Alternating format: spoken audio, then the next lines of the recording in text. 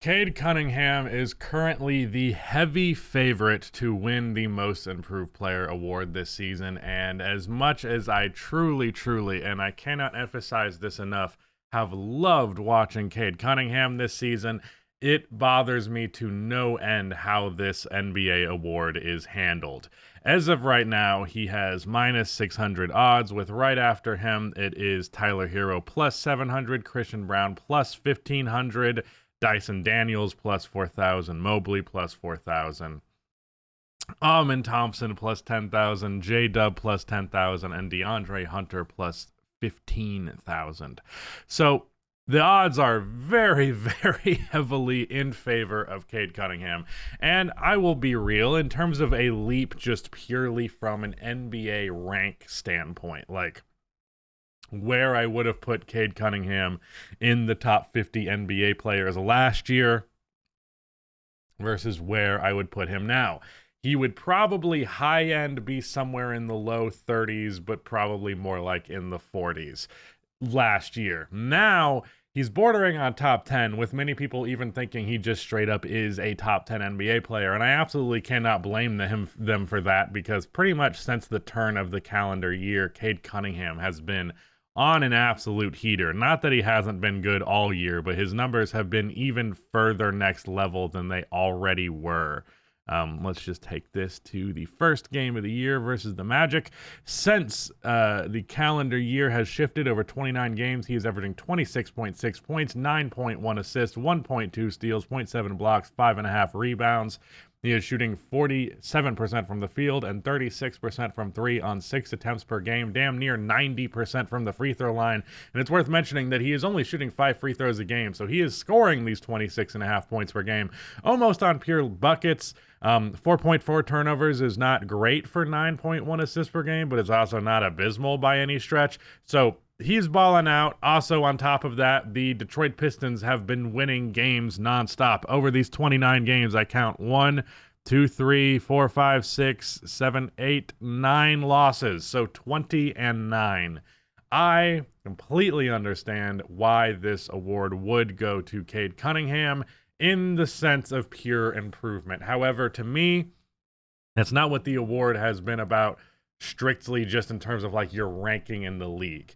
And it is a difficult award to assess, just purely from the fact that who's to say specifically how much a player has improved versus how much their situation has improved. Cade Cunningham's situation has obviously drastically improved, but that isn't also just evidence that he was the same player this whole time and this situation finally unlocked him.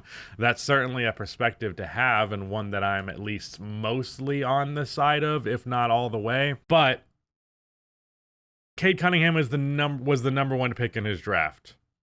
He was projected to be an all-star caliber player. He was projected to be an all-NBA caliber player. He was thought that he could be in top 10 conversations before his rookie contract is even over, and none of this is really all that surprising to me.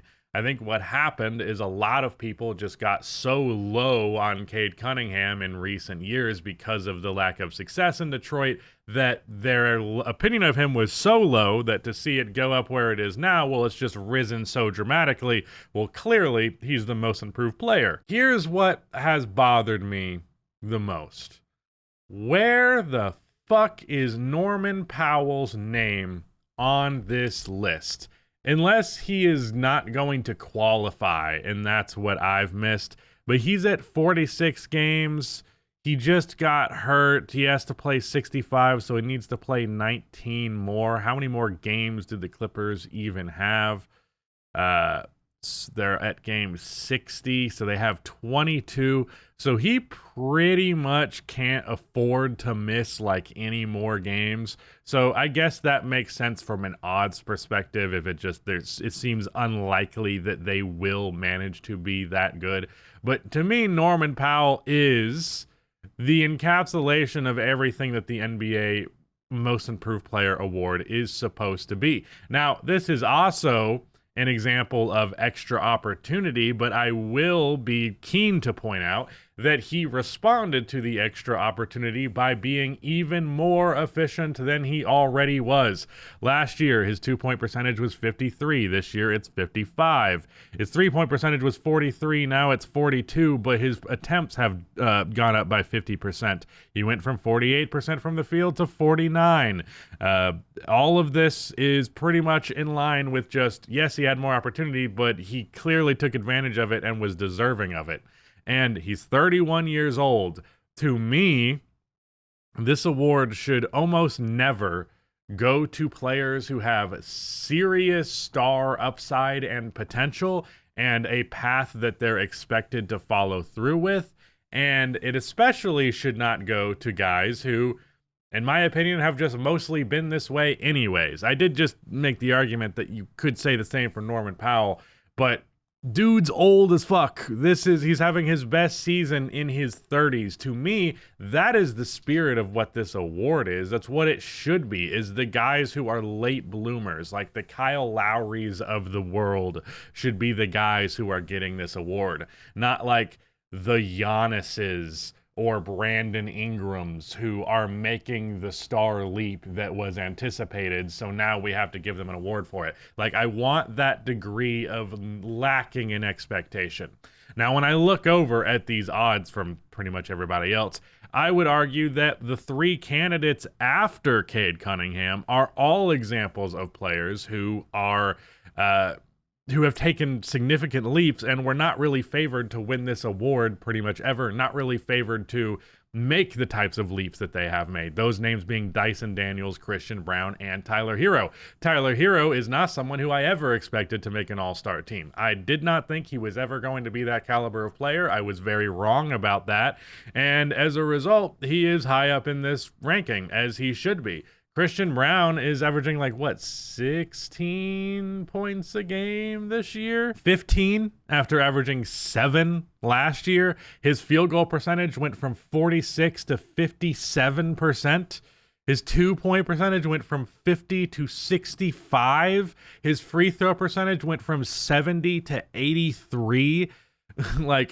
My God, this guy is so much fucking more improved, and in a way that was not expected. Yeah, he's young and he got a starting spot, so obviously there'd be more opportunity, but he clearly just got so much better. Let me even highlight just the shooting from different distances. He went from 67% at the rim to 75, 33% on floater range shots to 51%.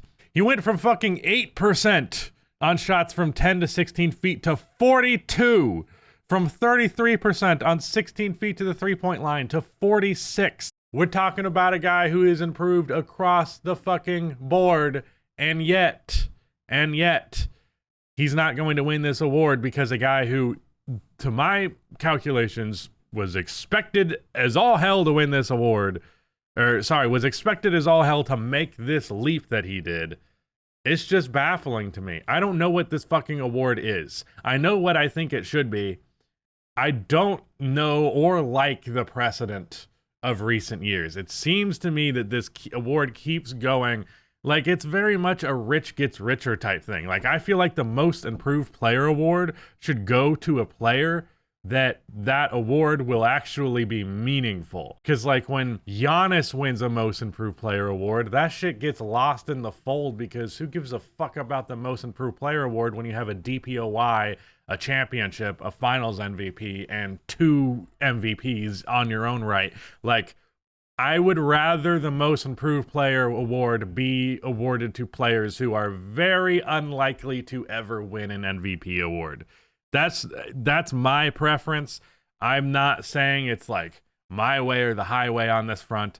All I will say is I'm pretty much never going to have a conventional most improved player award pick, or at least conventional in the sense of just what the consensus is. And yeah, I love Cade Cunningham. I hate that I have to make a video even slightly negatively skewed about him, but I just fucking hate the way that we do this award. All right, that's it. See ya.